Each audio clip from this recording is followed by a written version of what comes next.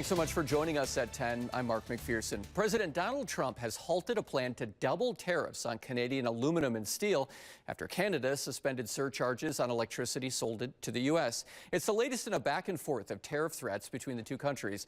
WMTV's Tabitha Bland talked with experts today to break down how negotiations like this could impact Wisconsin.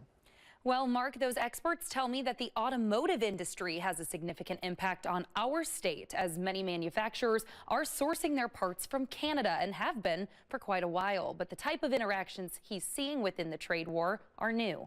Canada and the U.S. Have a deep and long trading relationship, kind of deep dependence between the two countries. Political science and public policy professor John Pevehouse says while the trade war has been long-standing, I would say on the side of the U.S.-Canada relationship, this is new. Along with increasing tariffs, increasing tensions.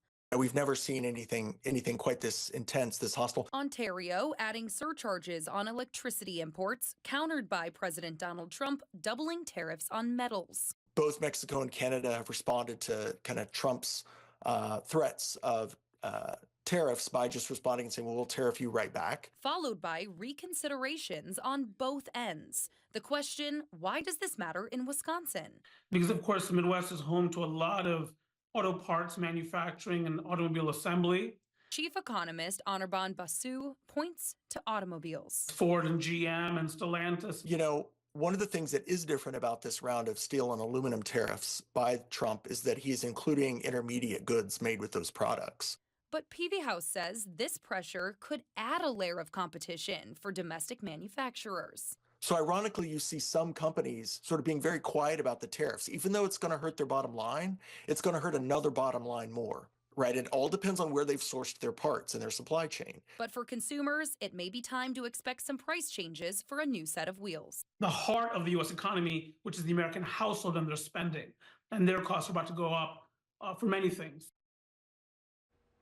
Even though the White House trade advisor said President Trump pulled back on doubling steel and aluminum tariffs, the federal government still plans for a 25% tariff on these products to go into effect tomorrow. Live in studio, Tabitha Bland, WMTV 15 News. Tabitha, thank you. We did reach out to the person who monitors the flow of electricity in the Midwest to see how a surcharge from Canada could affect the area. The Mid-Continental Independent System Operator gave us a statement saying that last year less than 1% of their total energy was supplied by Canadian imports.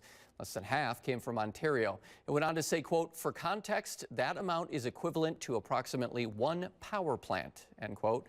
They do not believe there would be a significant impact in Wisconsin.